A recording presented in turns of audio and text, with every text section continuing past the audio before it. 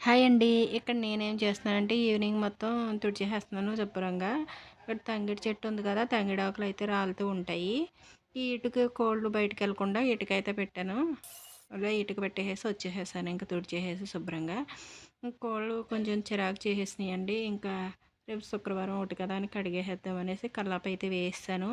ఏ ఎంసెట్ కోచింగ్‌కి పిల్లలకి కాలేజీ పెట్టారు కదా! ఇంక వాళ్ళు కాలేజీ వదిలేసేసారు. అలాగే స్కూల్ కూడా వదిలేసేసారు.